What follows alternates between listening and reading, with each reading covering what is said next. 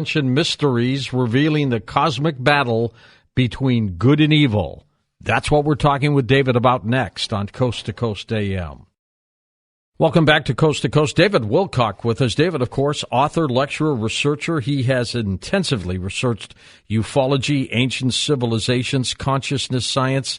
He is a subject and co-author of the international bestseller, The Reincarnation of Edgar Cayce, because he may indeed be the reincarnated Edgar Cayce.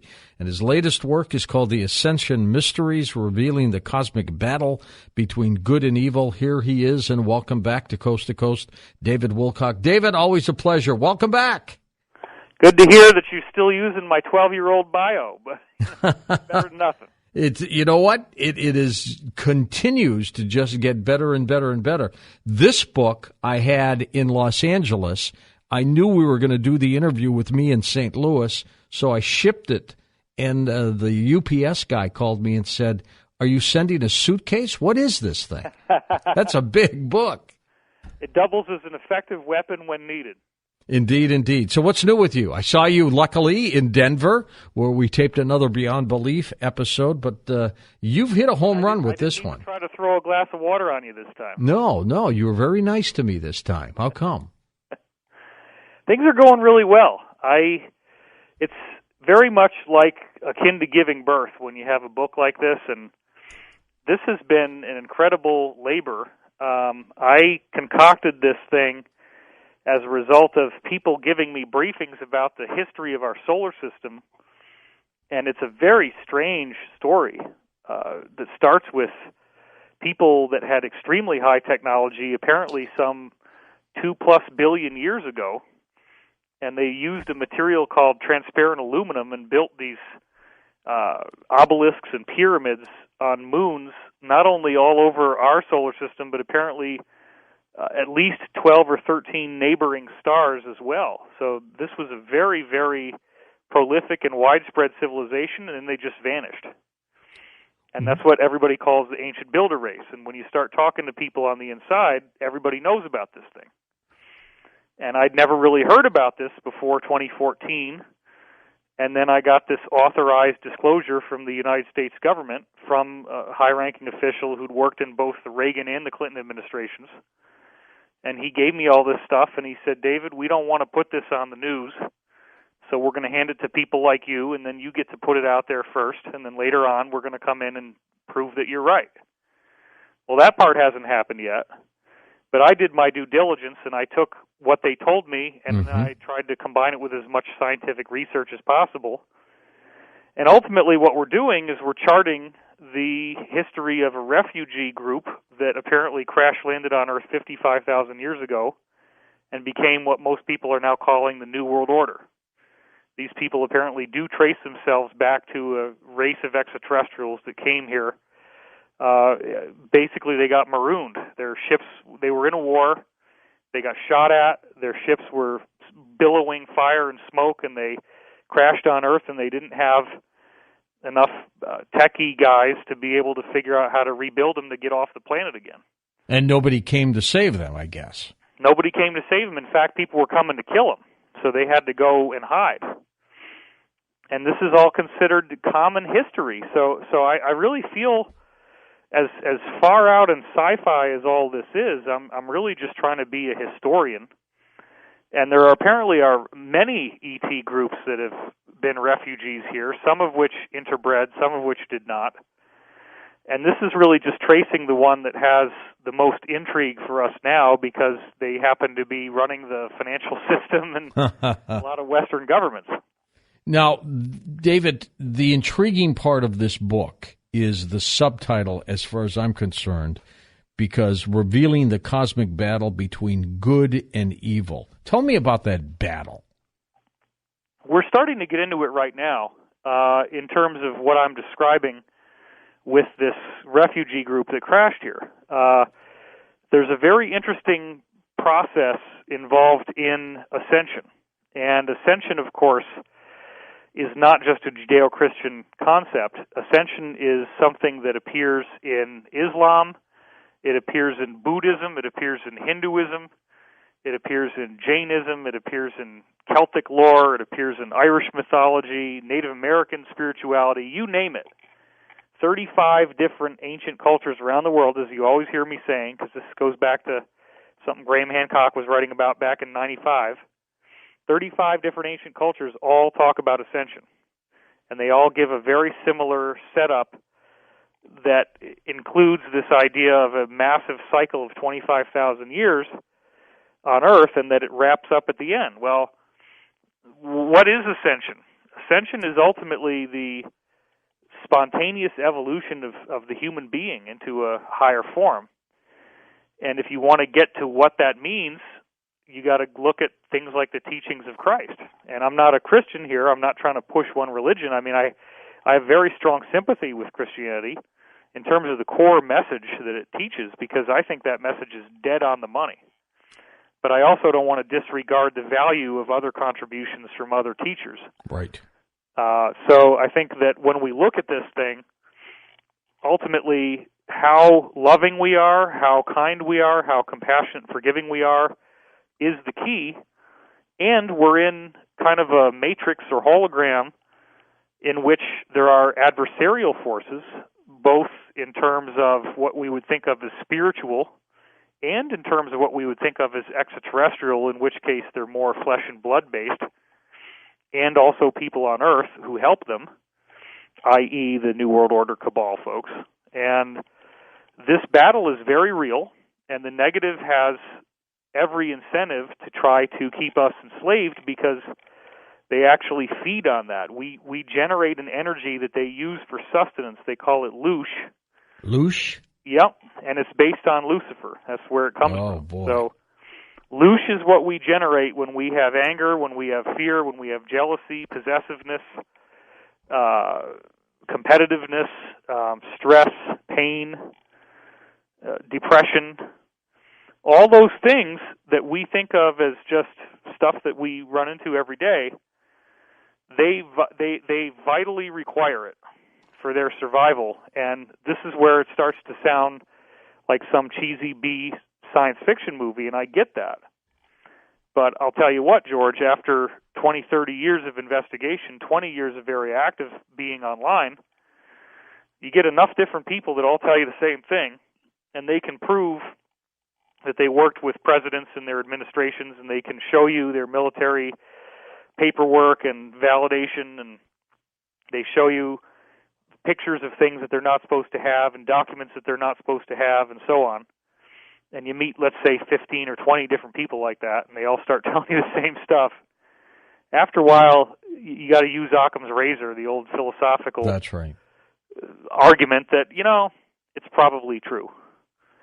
But the story is just so huge, and this battle between good and evil, it's playing out every day. It's playing out on the headlines, and it explains a lot of things that are so mysterious. Can you predict what side will win? Yeah, I think that, well, first of all, okay, that's actually a more difficult question than it might appear to be. Sure. Because everybody gets what they need out of this event. And the event is some kind of energetic release from the sun. And in this book, I don't know if you got through the whole thing, and I'm not going to grill you on the air about that. It's 500 pages long. So. It's huge. and I'll tell you the truth. I didn't get through the whole thing. Okay. Well, I didn't expect. I planned to read it on my plane back to L.A. That's pretty confident. You think you can blow it out on a plane ride? Really? Well, look, there's some really interesting stuff where I start to go into new data that I've never revealed before in describing not only some ancient religious prophecies, but then prophecies that iterated into Greek and Roman philosophy. And what do I mean by that? The oldest religion on earth is Zoroastrianism. And you could kind of say that Zoroastrianism and Hinduism both emerged from one single common origin, which appears to be in what's now Siberia. And those people originally were living in a more tropical place before the Earth moved its position, causing a terrible cataclysm that we call the Atlantean flood or the Noah's flood in the Bible. And these people had to migrate south where it was warmer, and one strain became the Hindus and one strain became the Zoroastrians. Well, these people were very well aware that the sun gives off a big flash of energy and light at the end of these great cycles that they talk about. What I didn't realize until I started to do research for this book is that science continues forward into Greek and Roman philosophy, where it's known as ekpyrosis. And the scholarship on ekpyrosis, up until I wrote this book, and I think a lot of people are going to look at it now, it was so obscure that I was finding scientific papers that only had 23 hits. And yet they're like so relevant to everything that everybody on Coast is talking about. Because these are Roman and Greek philosophers who absolutely believe that the sun gives off some big flash of light and energy at the end of the cycle, and that it completely changes what it means to be human. And that is the center of gravity that all this other stuff is orbiting around. It's a very interesting discussion because we like to think of a steady-state universe in which everything just kind of keeps ambling along and does its thing, and it's boring, and it's, I can pretty much see where this is going. Actually not. If the sun does this thing that the Zoroastrians told us about, and the Hindus told us about, and Jesus tells us about, and Buddha told us about it, and everybody tells us about it, the ancient teachings. If the sun actually does this, it's okay. Let's go to the Quran, right? The Muslim Bible. All right. It says that time stops, and that is also reflected in the Egyptian scriptures, including things like the Emerald Tablets and some other scriptures as well. Time stops. Time comes to an end as we know it. It's a dimensional shift. There's some sort of fundamental change in the way that time processes for us. And apparently, once we go through this, we will have lifespans that are much longer. We'll experience time differently, so that, and again, I'm going to use the Bible a lot, but a year becomes like 1,000 years. So, in other words, you could live for what we would think of as 80 years of our time, but now it's like 80,000 years. Or almost somewhat like Methuselah. Exactly. So then the weird part is that once we go through this change, we also may develop, we may gain access to extraterrestrial technology that's widely in use all around us right now. And these people have made a unified agreement not to show themselves to us at this time. They can only give us little mysteries and occasional sightings, which, of course, these days, even a very good quality sighting can be disputed on YouTube because of the ubiquitous presence of motion graphics and computer animation. You don't know if anything's real anymore. It would take a very massive sighting over a major urban area that, thousands of people film with their cameras from different angles. That's what it would take to really break the wall down. Didn't we get that in 97 with the Phoenix Lights, David? We got it in 97. We got it in Mexico City, 1991. We got it in 1945 with the Battle of Los Angeles. We got it in whatever it was, with the Fatima sightings of Portugal, where 90,000 people see a silver disc. This is around 1914. They actually thought it was the sun coming down, which I think is a little ludicrous. I think it was a flying disc. Yeah, and it created rainbow colors all throughout the sky. And after this event was over, it had been soaking wet. Everybody was soaked to the skin, and yet when the craft disappeared, everybody's clothes were completely bone dry. And that is obviously an advanced technology. They called it a miracle. They also saw what appeared to be flowers coming out of the sky, but they were holograms because when they hit the ground, they disappear. Little white flowers. That's right. So, look, 90,000 people saw this. The Battle of Los Angeles, over 1,000 eyewitnesses. Apparently over 1 million people actually witnessed it to some degree. they took the craft that was seen and they put a little periscope on the top, and that's what you see in the movie version of War of the Worlds. So, but it's just that, 1952, right? You have a whole fleet of ships that fly over Congress. If that had happened now with people's camera phones, it would be all over. Oh, sure would. So we're just waiting for the big one. And I think once that happens, well, I don't think, I mean, it's pretty obvious that everything changes. And if you just look at what's happened in the last couple of days, George, and I'm sure you probably talked about this on your show, and I may be redundant here, but just like you haven't read my whole book, I haven't listened to your whole show. So there you go. Oh, but you have listened to the whole show. Well, in the last few days, they're telling us, and they, when I say they now, I mean mainstream media outlets that are taking their hints from things like AP, Associated Press, with the wire service, right? The nearest star to Earth, Proxima Centauri, 4 light years away. Great story. Probably has an Earth-like planet around it that may actually have an intelligent human-like civilization living on it already. And at the same time that they're telling us this, they tell us that SETI is now analyzing a WOW signal coming off of a nearby star. Found by the Russians. Uh-huh.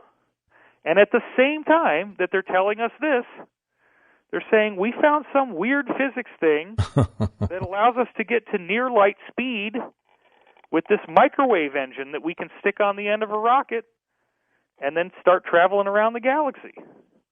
And here's this science geek who's published a paper in a mainstream science journal explaining that, yeah, well, the photon is violating the laws of physics that we know, but basically it just kind of becomes invisible and does its own thing. But yeah, it works. It's a propulsion system.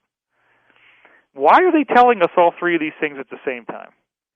If you have the benefit to be able to bend the ears of insiders like I do, then what we're hearing is that on Earth there has been a fierce battle between dispossessed elements from the Pentagon that got kicked out by the cabal and ended up forming an alliance outside the governmental structure. And there's a lot of them. And they're doing this with foreign countries. America is very much involved in this. Apparently, as I've been saying, a sizable majority of certain branches of the intelligence services and the military in America is actually working to uphold their oath of enlistment, which says to defend the Constitution of the United States against all enemies, foreign and domestic. Okay, they're doing that. And I just watched them again the other night. You watch movies, the Marvel movies, Iron Man 3 and Captain America Winter Soldier. You don't believe there's an alliance? Well, just watch those movies. It's crazy how much they reveal about this column in the military that's working against these globalists. And what they're doing is they're getting ready to tell us. And even the cabal themselves knows that they're out of time. They're going to have to tell us the truth. So these things, this Proxima Centauri thing and the SETI WOW signal and the microwave engine, all of that stuff is getting ready for what they call a partial disclosure. And what that means is that they are going to show us ships that they already have that can go around the solar system. They're going to introduce us to astronauts who fly in them. It's going to be very public. And they may not do this right away because they want to try to roll this thing out over a period of time. But then we find out that movies like 2001 were real. And they found these crystalline obelisks and objects on various moons, including the Earth's moon. That's dramatic stuff. David, we're going to take a quick break, but we're going to come back. David Wilcock, our special guest tonight, his latest work is called The Ascension Mysteries. His website, divinecosmos.com, linked up at coasttocoastam.com.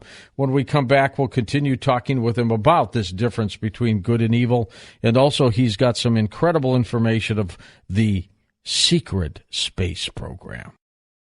And welcome back to Coast to Coast. David Wilcock with us, his book, The Ascension Mysteries. It's an amazing book, and it is a huge book, but it talks about the battle between good and evil. And David, I want to talk a little bit more about that and then get into the secret space program. And, of course, you and Corey Good do programs for the Gaia Television Network that are just riveting as well.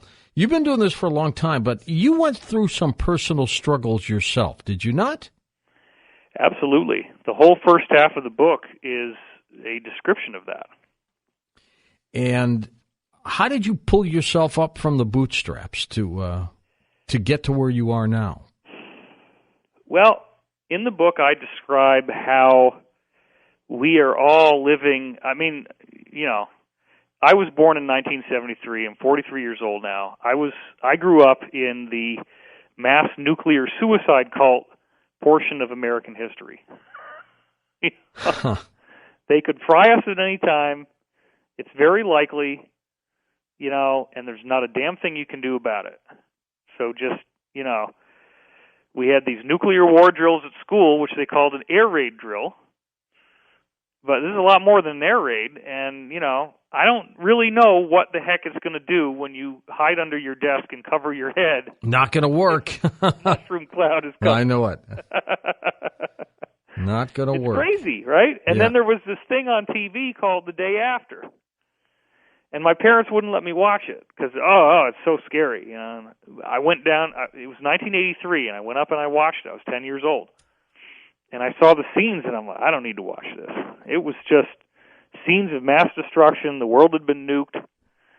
And what people don't realize is that the people that put this kind of stuff out, they're aware that our thoughts are a lot more powerful than we realize. And so the cabal folks are trying to use the power of our consciousness against us. They're leveraging that against us. That's what's so shocking about this. They're not coming at it from a perspective of ignorance. They're coming at it from a perspective of great wisdom, and they use our ignorance for profit. So I have a personal story in that, because you read my life account as it's described in this book, and I do basically take it from birth straight up through until I was 19 when I started to break into the UFO stuff and get insiders. And I started out as a very advanced child prodigy. Were you good in school? Oh, yeah. I mean, everybody hated me. Everybody hated me. That's why I walked out on paying for your lunch. And I still haven't been paid back by No, you haven't. After all this time. Really, kids did not like you in school? Oh, my God, no. I was bringing a book to school that was how to develop your ESP ever since I was 7 years old. Oh, my gosh. I put a white piece of paper over it and wrote free reading on it, and if you take the book, you can still see the indentation where it says free reading if you hold it under a light. And I also, the other thing I kept bringing to school was a monthly magazine called Odyssey, where they took, NASA stories and photographs about various astronomy issues and wrote them for kids. Did teachers think that you were a little weird? Well, yeah. In second grade, I did a classroom demonstration of my ESP for the whole class. How many kids have done that? That's right. And I assume it worked. Yeah, I had a psychic club. I talk about this in the book, where the kids, I had a group of I forget how many exactly. I think there was 4 kids, maybe 5. And I'm not going to say their names, but I definitely remember who they are. And one of them was my buddy who I was hanging out with all the time. And we'd already been doing this stuff on our own. And they would go around the corner of the building, and they'd pick a number 1 through 10. And they'd all agree that that was the number, and then they'd come back around. And I would just take the first number in my head, and I'd tell them the number, and it was right. And I had 100% accuracy. Amazing. And they tried to fool me by coming up with a fake number and then saying, we'll pick the real number now, and then next time we'll pick a fake number, because they thought maybe somehow I could hear them talking, even though they were far, far away, and there's no way that sound could have traveled like that. So they come up, and I pick the number, and they're like, yeah, you're right. And they walk away dejected. And then I see one of the kids, who ended up being a friend of mine later. He had blonde hair, and he leans into the others, and he starts whispering, and I knew something fishy was going on. And then all of a sudden I get this big flash of, it was the number 7, I believe, and it was all in stage lights like you see at a rock concert. And it just goes, and I see this in my head, and I say, okay, you guys, come on back. You already picked the next number, and it's 7.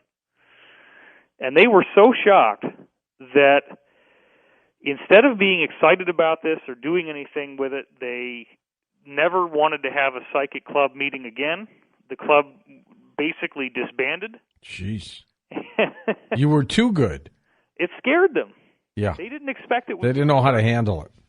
And then my closest buddy, Eric, and I use his name in the book, his parents were fundamentalist Christian, and they quickly ended up not wanting him to do anything with me either. We continued to stay friends, but we didn't do our psychic stuff anymore. Did they think you were like a devil worshiper or something? Yeah, absolutely. Yeah. But what I had done is I'd seen this HBO documentary on Nostradamus and said, well, heck, if this guy could do it, he's a human being, then ostensibly other human beings could do this as well, and if I can do it, then maybe if I keep practicing, I'll get to the point where I could be like Nostradamus, and maybe I'll be able to help stop a war. And, these tools might be useful. So why would I want to hog this? I want to teach other people how to be psychic so that we have a better chance of avoiding a nuclear war. And that was my plan, but none of the kids wanted to learn. They were too scared of it. Because some people believe that you are the reincarnated Edgar Casey, the great American prophet, at what point in your life did you start thinking maybe you were? That didn't occur until 1997, and it was in the summer, where I had been working with a hypnotherapist named Skip Weatherford, and he put me under hypnosis, and I was doing readings at the time. I'd been doing them for a year. And the readings started to pull the questions that he was going to ask me out of his head before he could speak them. And for him, that was the TKO. All resistance to the idea of what was going on being fake, all resistance to the idea of what was going on being real was gone. Because this can't be done. Somebody can't just read your mind and answer your question without you having to say it out loud. And after that, he says, you got to come over to my house right now. And I go over there eventually, because I resisted at first. And then he throws this magazine cover down, and it's got a piece of white paper over the top, and there's a square cut out of the middle, and there's a face in the square. And it's an old photo from the early 20th century of a guy with a really tall, like 2.5-inch tall, starched collar. And other than that, obviously antiquated detail, it's my face, exactly. And he says, no, who's that? And I knew he was a member of the ARE, the Casey Group, and they have a magazine called Venture Inward, and I knew that he was a subscriber to that magazine. I said, well, I'm thinking it through, saying, well, that's got to be Venture Inward, and that's got to be a picture of Edgar Casey. And I say, well, that's Edgar Casey. And he says, yeah, but who else does it look like? Then I went to Virginia Beach in October of 1997, and all of the high-level Casey people working for their organization, including the director of their magazine, the art director of the magazine, people of that level, all were recognizing me as Casey reincarnated. Had they met you before? No. I moved there because I believed that the Casey readings may have been right about the prophecy that California was going to sink into the ocean in 1998. Gordon Michael Scallion was on Coast to Coast a lot back then, and that's right. He seemed pretty convincing at the time. He turned out to be very wrong. But he was convinced everything was going in 1998, and I said, well, if Casey said that Virginia Beach is a safety land, then that's where I want to be. So I'm going to get there before 98. But then later on, I found out that Casey had been influenced by a negative entity called Halaliel, and that those readings that talk about California sinking were from the negative entity. Most of the people that wrote books about Casey didn't realize that his own group later repudiated those prophecies and said they're not true. Well, are they not true because of the date, or are they not true because of the event itself? Well, it does appear that we may have some type of earth change scenario, but the time was certainly wrong. Right, big time. And what you experience as this goes on really has to do with what timeline you're on. And if you're on a positive timeline, then you won't experience any catastrophes. It's like a break in the flow of time in which what you experience is essentially what you've invited, and apparently only the most evil folks are actually going to see some kind of catastrophic event take place. And we may not even, if we're on the other timeline, we may not even realize that timeline occurred. That's how strange this thing is. Well, it's uncanny, the resemblance, ever since we interviewed you and Winfrey about this. Well, I want to point out, just so people don't get the wrong idea, the book doesn't even go into that. That's later in the story. This book kind of is this book you're talking about, yeah. Right? The Reincarnation of Edgar Casey book's already been written. My next book that I write all by myself will probably get into all that stuff in a lot more depth. Okay. Now, let's talk about the secret space program. Sure. You have looked at this for some time with Corey Good. You've got a program on the Gaia Television Network that has startled a lot of people. What do we know about this secret space program, David?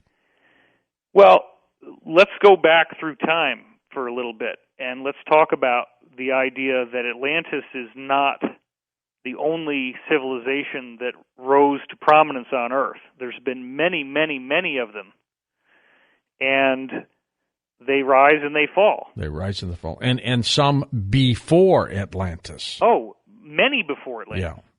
And that's actually what the Egyptian priesthood told Solon, who then told Plato, which Plato leaked when he wrote Timaeus and Critias and got in so much trouble for it. That's where the term Atlantis came into the common lexicon. So they said, the priests of Egypt said that there had been many other civilizations. And in those civilizations, it's very common that a breakaway group forms in which a higher level of technology is developed than what the people have. And those people form a closed elite. They go out into space. Pretty soon they discover the ancient builder race stuff. They discover all these really cool obelisks and pyramids made out of crystalline material on moons and planets that are all throughout our solar system. Most of the moons in our solar system have these things, apparently. Mm-hmm. And they break away, and then if there's some kind of catastrophic event on Earth, they're not there for it, and they're off on somewhere other place where they're safe.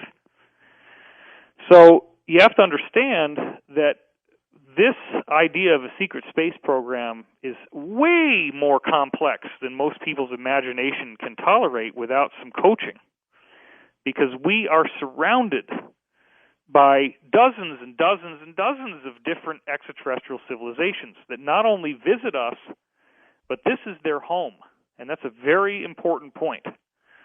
There is such a need for space, for living space on the moon, that the backside of the moon is just developed out as much as you can handle. There's no space left that hasn't been settled, and apparently, according to some insiders we have coming out of the Russian side of things, it's so busy on the night side of the moon right now that it looks like Manhattan at night. It's just totally loaded with light because there's so many different groups there. And there's also a very interesting phenomenon about the Earth in which it has a honeycomb-like structure where there are literally millions of giant cavities as you go down below the surface, and it can be miles below the surface. But once you get into these cavities, this interesting little rule of biological life in nature is that these cavities have these weird white mushrooms and little white crustaceans and things like that can live in there, and they have a bioluminescent bacteria on the roof that actually provides light. And so, sure enough, you can go in there, even in its natural state, and you can start with that, and you can develop it, and with a little technology, you can bring in trees and animals and plants and all the stuff we have on the surface and actually live in there. That's pretty dramatic. And there are a lot of different civilizations that are actually living inside the planets in our solar system. And they do that because the surface isn't necessarily the safest place to be for very long. No. And if you process time differently, if 1,000 years is like 1 year, then a 25,000-year cycle where the sun gives off a big flash of energy, that might only be 25 years for you. You don't want to be sitting around on the surface and waiting for that thing. David, the late remote viewer, Ingo Swann, in his works, always talked about structures on the far side of the moon, to the point where, he was totally convinced that something was there. So it's got to have some credence here. What I've done with this book is I'm not trying to say take my word for it. As much as possible, I am bringing in the evidence. I'm bringing in photographic proof, such as what's called the Blair Cuspids, a group of obelisks that were photographed on the moon. You can see the shadows coming off of them. They're clearly obelisks. And there's these rectangular pits in the ground around where they are. And those rectangles would represent rectangular rooms under the surface that the meteors hitting the moon and causing craters have smashed in the roof because they're so old that they're kind of falling apart. So I have physical evidence as well as bringing in as many different whistleblowers who have talked about this as I possibly can, quoting from them, correlating what they say, putting it all together. It was a massive amount of effort that went into this thing. And they're all saying the same stuff. They're all telling us that there's very, very ancient ruins in our solar system and in neighboring solar systems. Somebody built this stuff a long time ago. Many other groups have come in since then, and this technology that's the really old stuff is actually better than theirs. Why hide it from us? Power and control. It's that simple.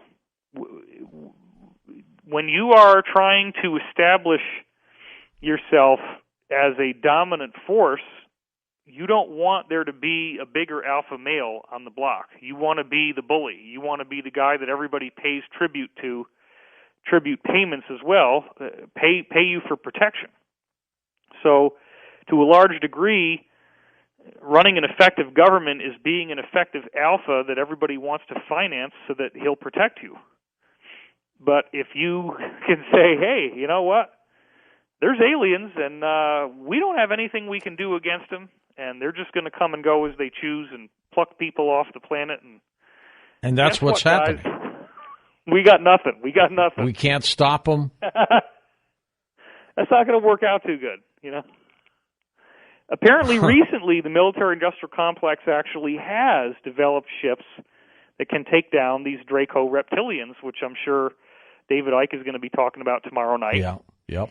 And, they actually are now at parity with them. They have a comparable level of technology to actually shoot them down out of the sky, and that's part of what's happening right now. It's a very exciting time. Is that smart to do that, David? Shooting them down? It wouldn't have been before.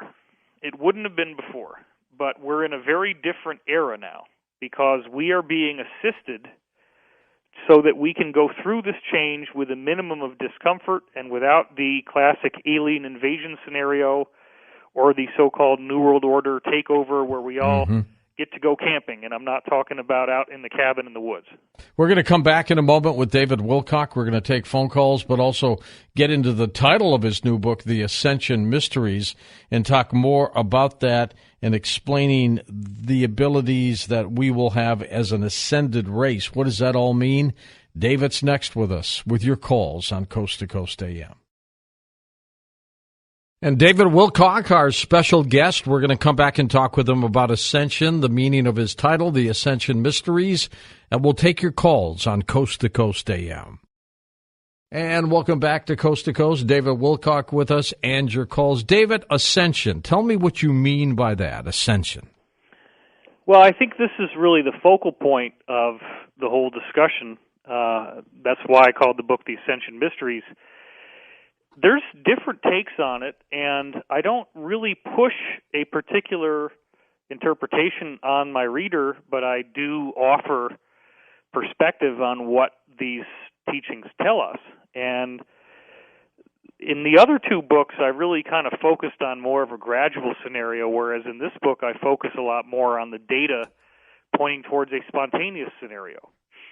And by spontaneous, I mean if you're ready for it, you end up transforming into a higher level of human evolution, and the prophecies suggest that it may not happen immediately, but that within a reasonable time, that we will be able to have things like telekinesis and teleportation just with the power of the mind, telepathy, all these really astonishing abilities that would normally be seen as only the purview of masters and yogis and saints. They become things that we all can do. And that's a very exciting future. The universe isn't going to give you these gifts if you're not responsible enough to be able to handle them. And I think that's the key, is we all have to grow up and learn not to war with each other and fight with each other. And the seeming powerlessness that we have over these geopolitical events on the global stage ultimately inspire us to change on the personal level, and that's where it really counts. That's where the ascension process really happens. It's not something that you just sit around waiting to see.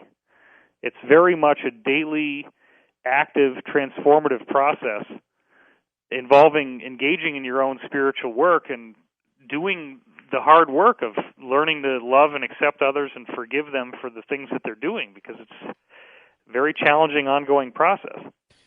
And, of course, Jesus ascended as well. So is there some similarities there? Well, if you look at the Casey reading, since you brought it up already, he described his readings, which seem to be coming from a very high source, described Jesus as our elder brother, and that they also say Jesus is the pattern. And what they mean is, and there is actually one quote in the Bible that wasn't sanitized where Jesus says, and it's John 14:12, where Jesus says, "As I do these things," meaning the miracles, "so will you do these things, and greater things."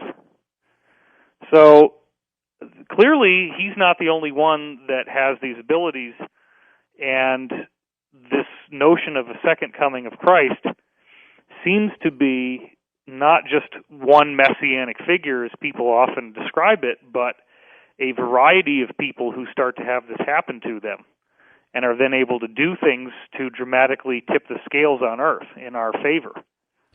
What do you think of end times prophecy, David? I think it's very reflective of realities that we're already seeing.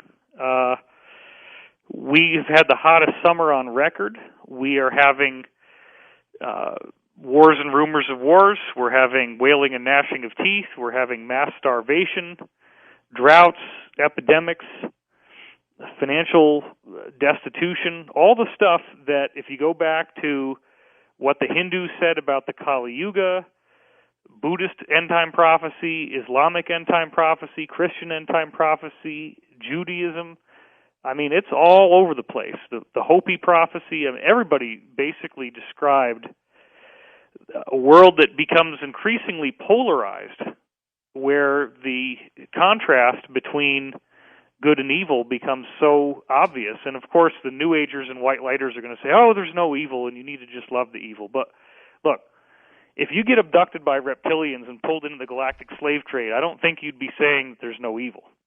No. So, no.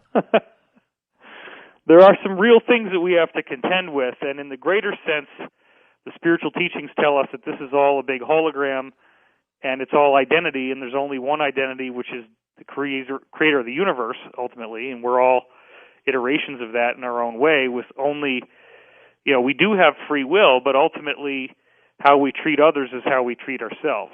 And that's the real cosmic awakening that we get, is when the individuality starts to break down, we begin to perceive ourselves as interconnected with others.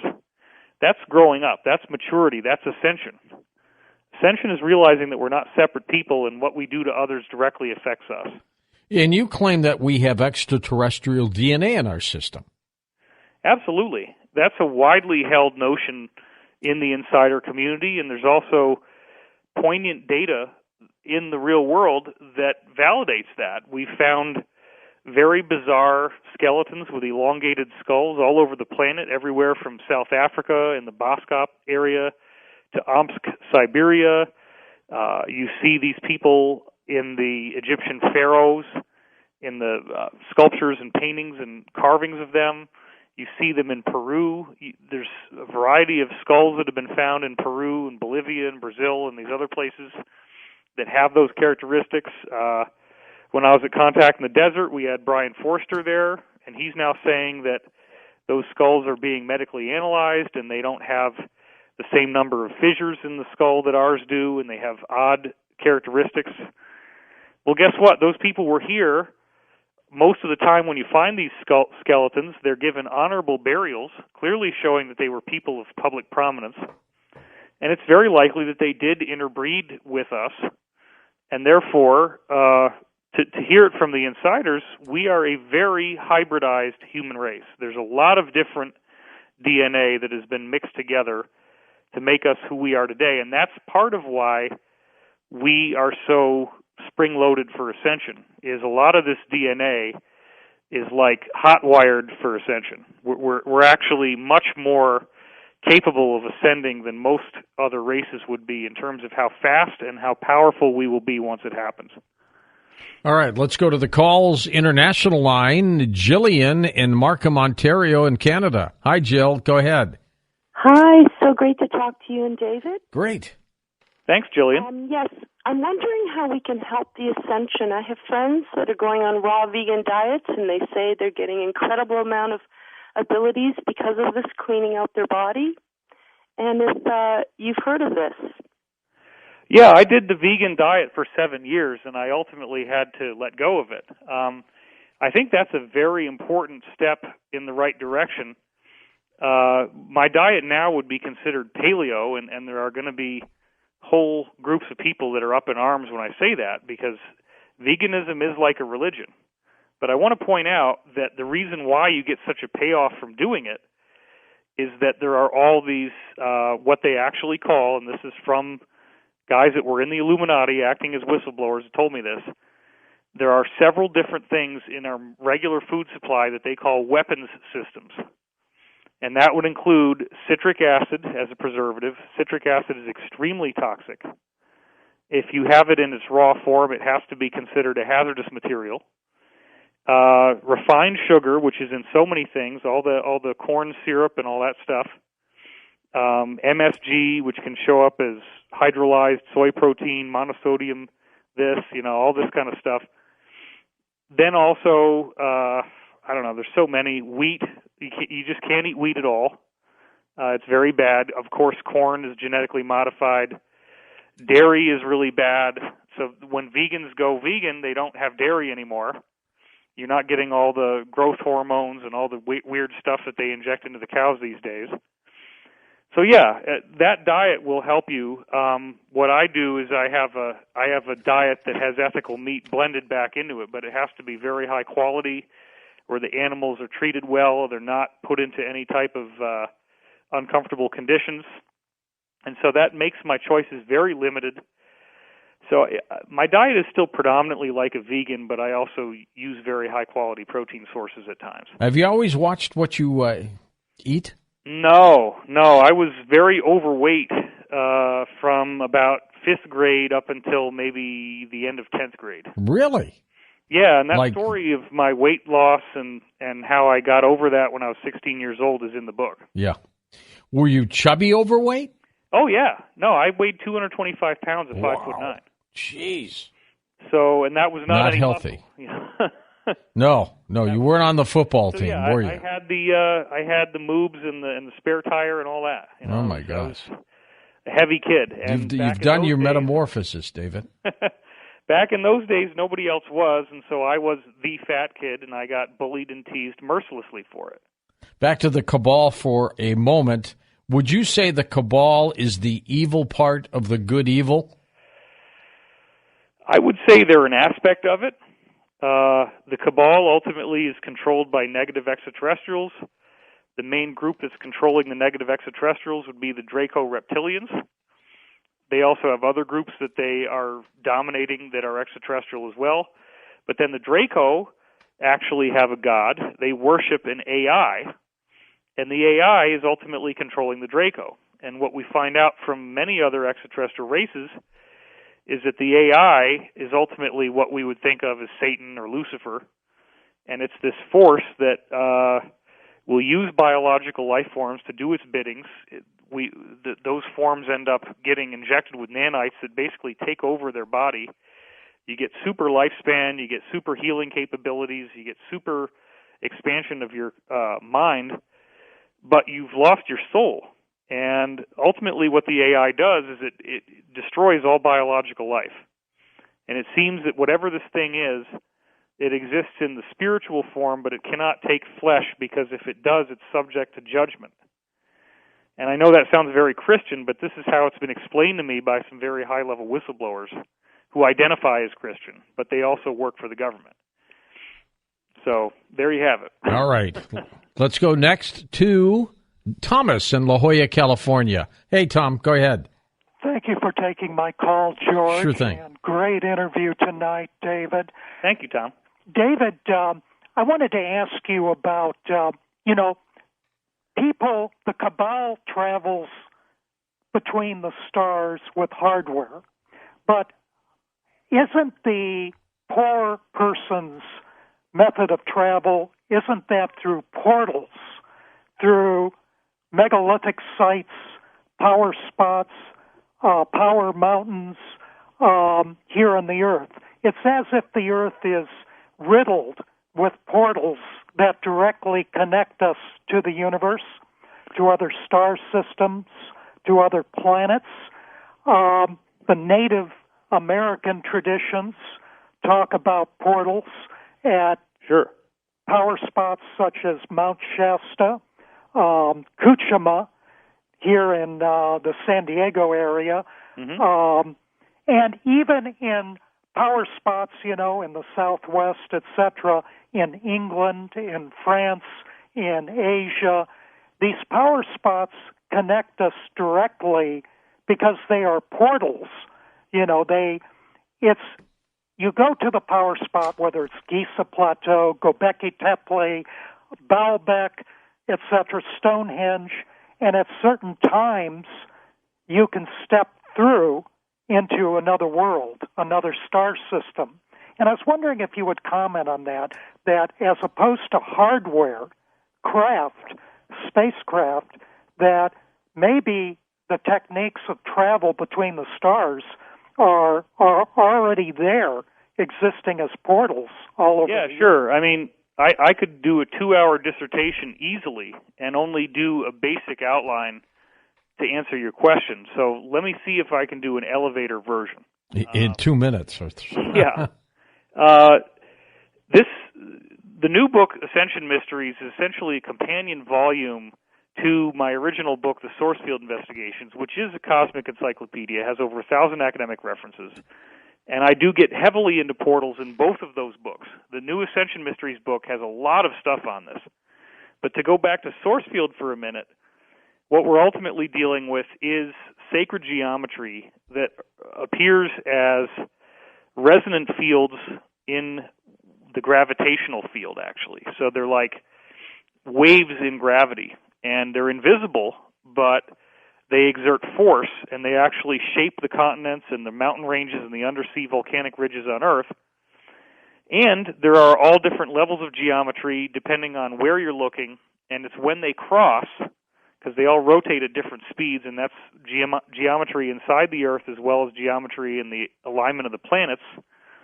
When certain alignments take place, you get these bubbles that actually glow. They give off light.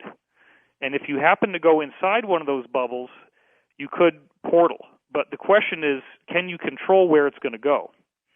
And so a lot of these ancient sites, their basic purpose is to harness those bubbles, to draw them in at the times that they're formed. But then what we now know from high-level insiders like Corey Good is that the priesthoods would have these special tools, such as things made out of solid gold, and those tools are very important in terms of knowing where you're going once you step into that ball of light. Because if you don't have one of those tools and you don't have a highly developed consciousness, you could very easily get lost somewhere in space and never come back.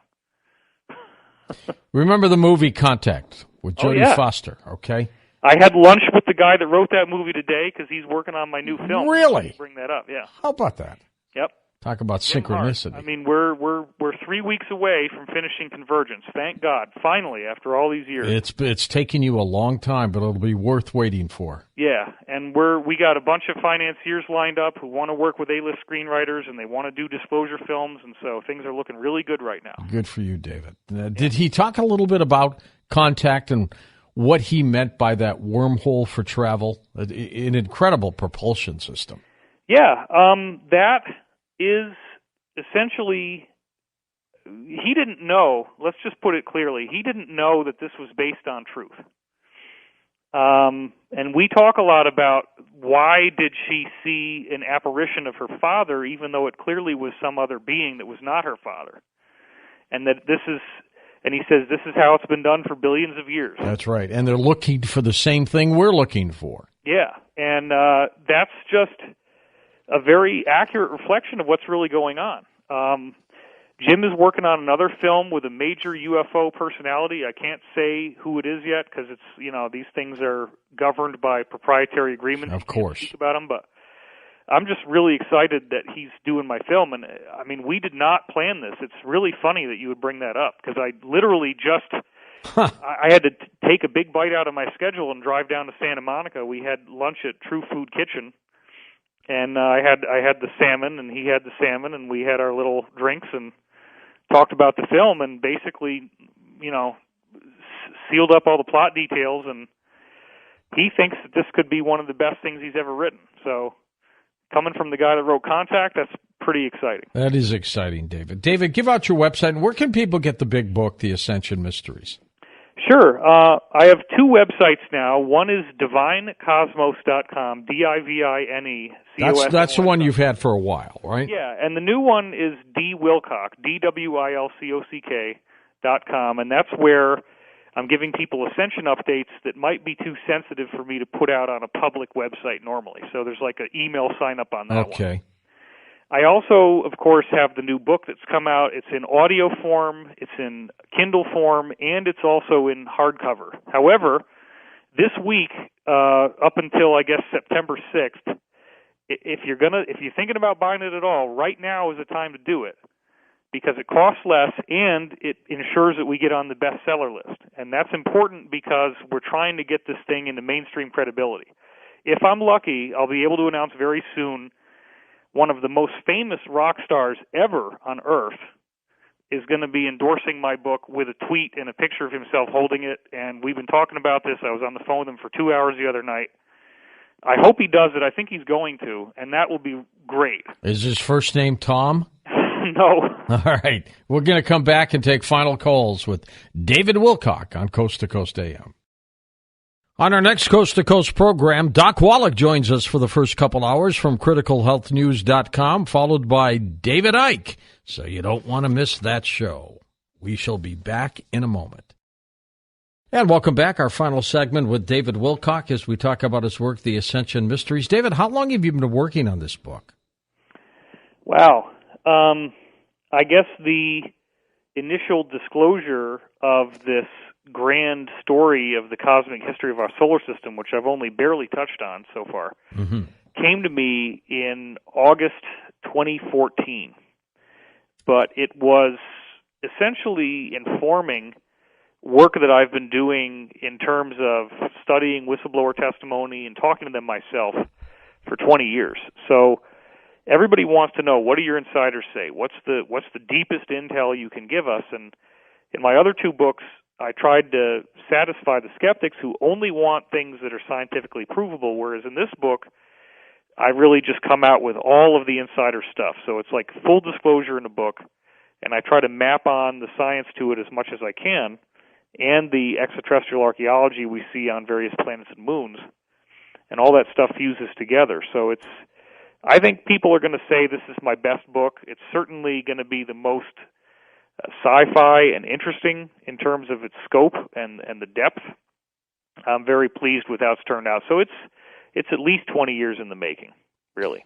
You know, as the Bible talks about good and evil, they talk about the fallen angels and such.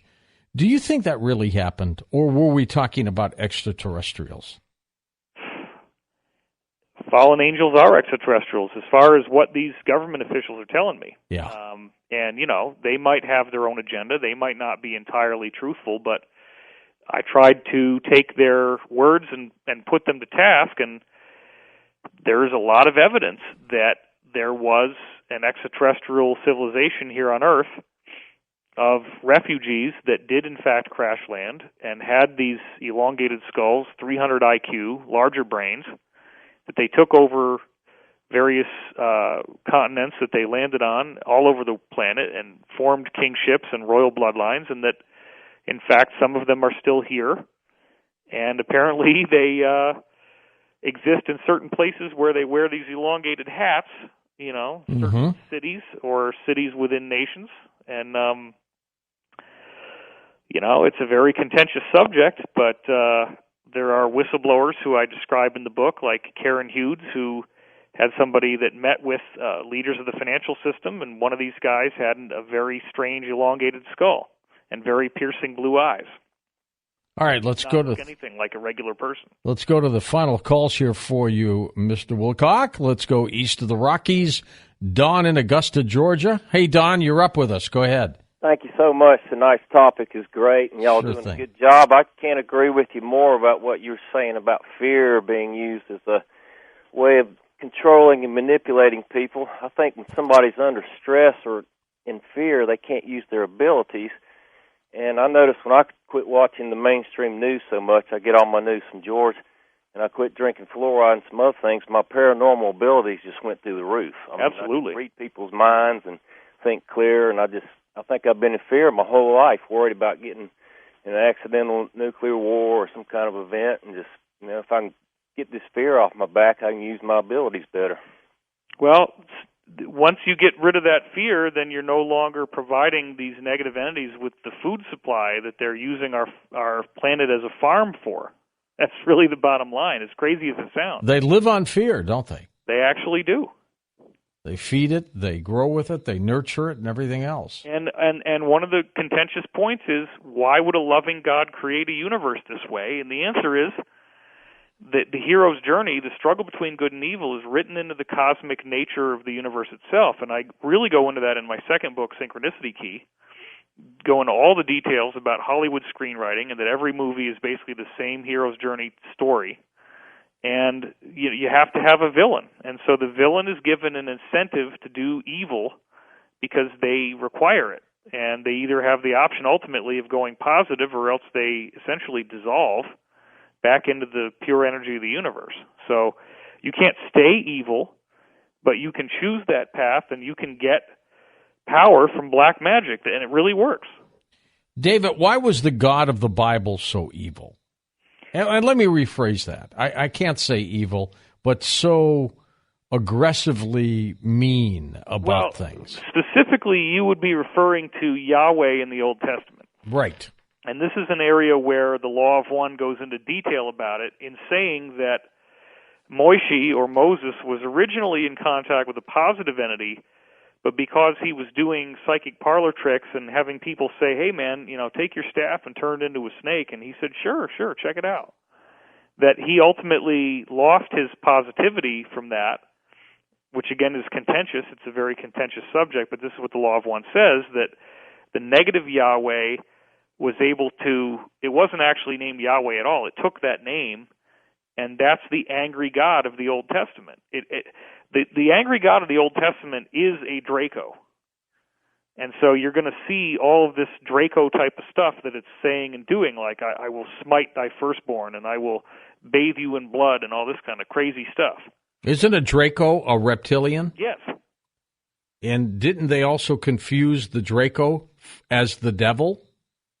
Yes. I mean, the Draco live in underground bases. They have vertical slit pupils and reptilian skin, and Christians have been saying that Satan lives in hell, and hell is underground. And so there is some kind of weird, that's amazing, subconscious telepathic thing where we're tapping into something that's true.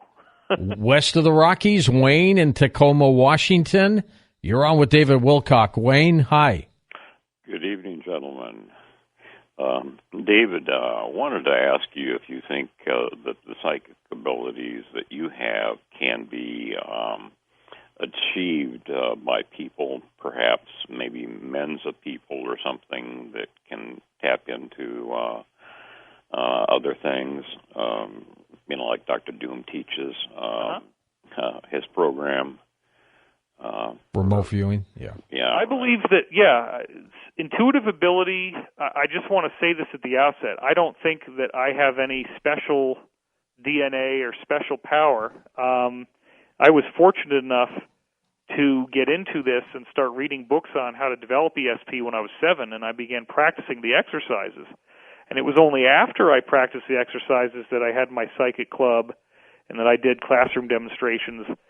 Before that, I only had natural ability, which a lot of kids do, and it wasn't anywhere near as sharp as it was once I practiced. And so once we get a more formal disclosure of the truth and people understand what's really going on, then they're going to see, Wayne, that our lives are made to have this ability. And it's been taken from us by disinformation, by lies, by fear, by telling us that it's evil or it's negative. But again, even if you're coming at it from a mainstream Christian perspective, if Jesus is saying in John 14:12, "As I do these things, so shall ye do them," well, then Jesus is able to walk up to a woman and tell her who she cheated on her husband with and give the names. That's in the Bible. So if he could do that, then ultimately he's saying we'll be able to do those things as well. Remarkable work that you continue to do, David. Does it come to you via whistleblowers, some of it? That's a more recent phenomenon. I would say that originally, for many years, it was just straight-ahead academic research.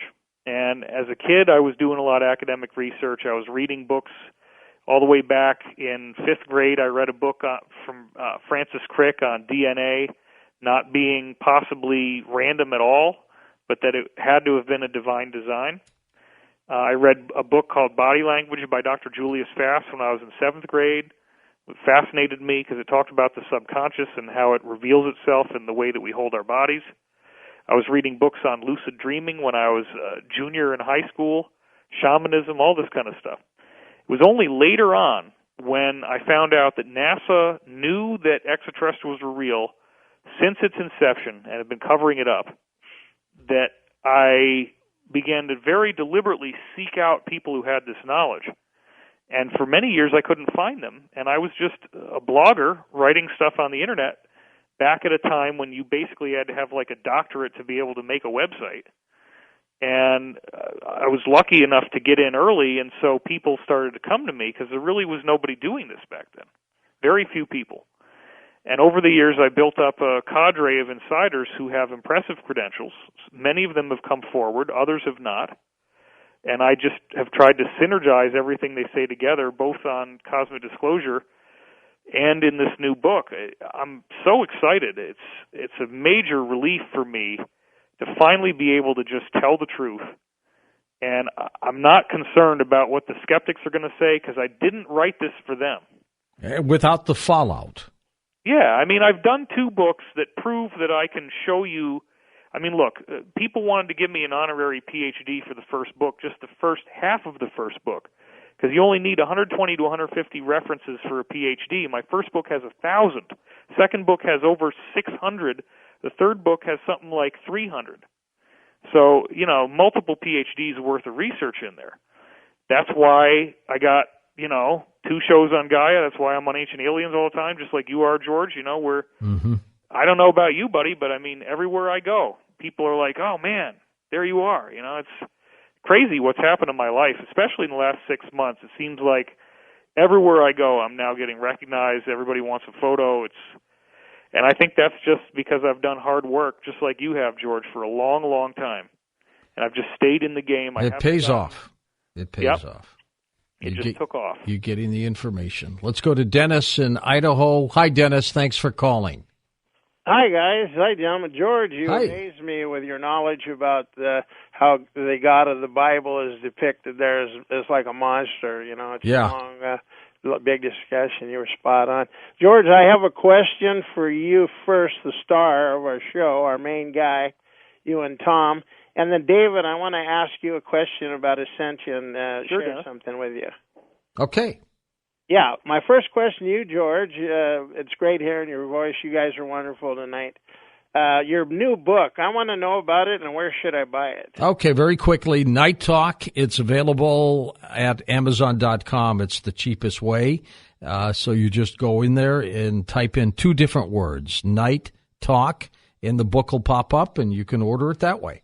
Cool. I read Worker in the Light, which was the other book you had before, and I really liked that. So I'm looking forward to seeing that. That'll be fun. And go ahead, Dennis, with your question for David. You guys are awesome tonight, yeah. And, George, thank you for what you're doing with the electromagnetic pulse weapon. Oh, yeah, not going to give up on that. Take us out. That is so important. You're the star. That's awesome. What you're doing there. That would just take us out.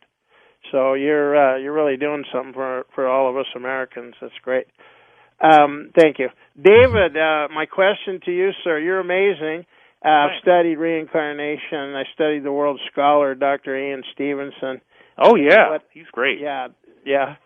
I'm sure. I know you know about it and everything. So Absolutely. When you read about you a long time ago about how you were, it could be Edgar Cayce reincarnated, it makes total sense to me. Well, yeah, so those who don't know, Dr. Ian Stevenson followed up on something like 3,000 different cases of children who allegedly remembered past lives. Yes. And then he found out that you could academically compare what they said to reality, and that they lined up, and also that in the cases where they did line up, because these 3,000 were the ones that worked, obviously some of them are not going to work, but a lot of them did, that these kids would actually look like the people they said they had been before. And the inheritor of Dr. Ian Stevenson's research is Dr. Jim Tucker, who I'm sure you've had on the show. Yeah.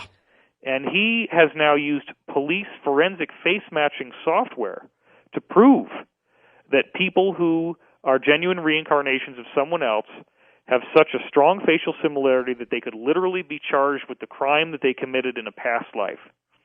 And my facial similarity to Cayce is absolutely undeniable.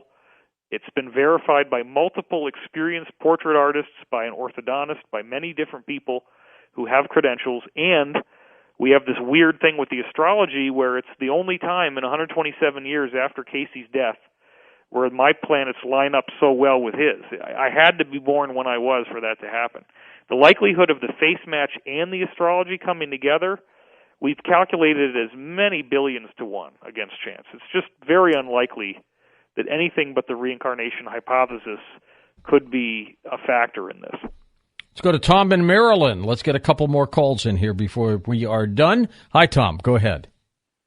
Good morning, gentlemen. I'll make this quick so the other callers can get on. George, you're scaring me. You blaspheme the God of the Bible to the world. I'll pray for you, sir. I've been listening to you forever. I pray for you anyway. Thank you. I'll take all the prayers I can get. Mr. Wilcock, I was on your site, and I was wondering, information very interesting. You have information on DNA and purpose of life. I read a lot of the reviews, and they all seem very positive. I was wondering, though, I couldn't find a bibliography that stated where the information came from. Is this information just imparted to you, or are you relying upon scientific studies? Oh, my gosh. Yeah. I'll leave you with this. As far as the DNA is concerned, it has a directionality, and it usually exists as a double-stranded structure with both strands coiled together, but it's made up of different nucleotides. What have you found with the different DNA you mentioned as far as the nucleotides, and what are those ramifications? I'd like if you could expand just briefly on. And you want me to have time for another caller, too? Wow. No. This will be it. 2 minutes left. You're on. Okay. So point number 1, no, this is not just based on channeling or insider testimony. I don't think anybody, except for maybe Lynn McTaggart in her book The Field, and maybe the classic, there's some other classic books that talk about the Holographic Universe by Michael Talbot. That's one I'm thinking of.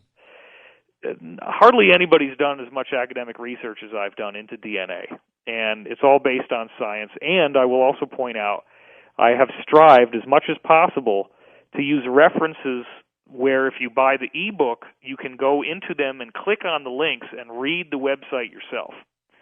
The really cool thing, and I'm sure, George, it works the same with your book, is people can now buy the audio version, which in my case I narrated it myself, and it will read it along with the ebook, so you can have it read to you, and it'll like light up the words and stuff as it goes along. So you can buy them together and do that. It's really cool. And by the way, the audio version is a lot of work, isn't it? Oh my gosh, yeah. Your eyes start playing tricks with the copy. It was a whole week of just grueling intensity, yes, but it was wonderful. I mean, I had a lot of fun. I laughed a lot. It was a very enjoyable experience for me. To get to the second question, he's talking about 30 seconds left. DNA.